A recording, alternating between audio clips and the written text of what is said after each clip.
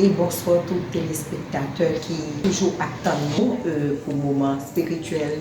Et chaque dimanche, je dis à cette reste, on a métro PCS et j'ai la chance de rencontrer avec Madame Marie-Louise. Donc, ça nous a dit, comme nous connaissons tout le business dans la communauté, en Absalio, moi, nous a dit partout on me supporte ici, partout où je passe, côté pour.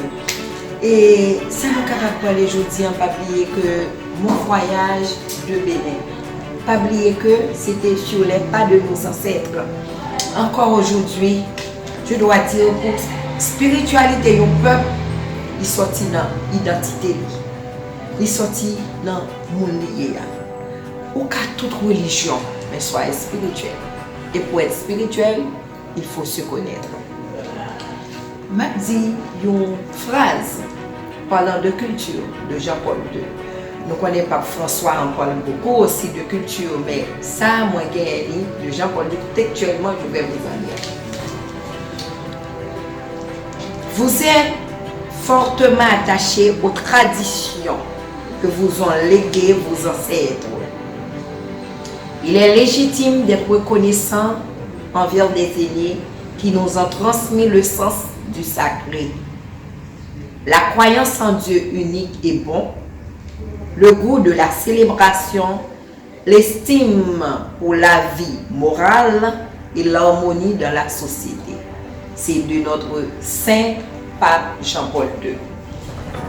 Donc, c'est une façon de vous dire, vous ne pouvez pas connaître la manifestation de Dieu en vous sans vous connaître vous-même. Cherchez à vous connaître et vous allez pouvoir comprendre la source, la divinité qui existe en chacun de nous. Mon passage au Bénin, je vais vous dire, c'est drôle. Le mot vaudou, ça veut dire de l'eau. Prends ton temps, roi de l'eau qui ne tarira jamais. L'histoire, c'était un royaume qui était contre d'autres royaumes. Le roi se trouvait en difficulté. Il s'est dit quoi faire, il a été se cacher, mais là où il se cachait avec son monde-là, il n'y avait pas de l'eau. Alors ils ont dit, ils vont pouvoir nous capturer, on ne va pas pouvoir rester là caché tout le temps.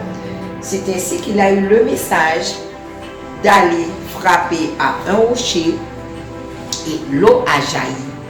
Quand il y a eu l'eau et tout son monde-là s'apprêtait à boire de l'eau parce que pensant que l'eau allait finir. Non. L'esprit a dit non, le roi a dit non. C'est Vaudon. Vaudon, c'est le mot au Bénin, c'est un mot dans le langage béninois. Ou Dahomey, comme vous savez, parce que c'était Dahomey dans le temps. Vaudon, ne vous pressez pas. L'eau sera là et ne tarira jamais. Savez-vous, j'ai été à cette source sacrée. Cette source sacrée, depuis des générations et des générations, des centaines d'années, existe encore. Il faudrait avoir 82 ans, mais je ne pouvais pas y aller parce que pour prendre de l'eau là-dedans seulement, il faut avoir 82 ans. J'ai amené un peu d'eau pour vous. Si vous avez besoin, appelez-moi. J'ai appelé un bon buveur. Parce qu'il y a un homme de 82 ans seulement qui est là, qui a la paternité, qui peut toucher l'eau pour en prendre, pour nous en donner. Donc, ça a été une expérience extraordinaire parce que là, on respecte le sacré. Et si nous respectons le sacré, la nature, la dégradation humaine qui est autour de nous, jusqu'à présent au Bénin, j'ai la chance de visiter 3 forêts sacrées. En avez-vous? Ça me rappelle chez nous en Haïti, quand un enfant était né, il y avait un arbre de l'enfant, un cocotier, quel que soit, manguier, qu'on mettait toujours avec l'ombilic de l'enfant. Et cet arbre était respecté par tout le monde. En avez-vous encore? Pourquoi vous n'avez pas de l'eau? Partout au Bénin, il y a de l'eau. Respectez le sacré et vous serez un homme ou une femme spirituelle. Merci. À tantôt. Merci encore. Merci d'être ici. Merci Madame Marie-Louise et un petit vie.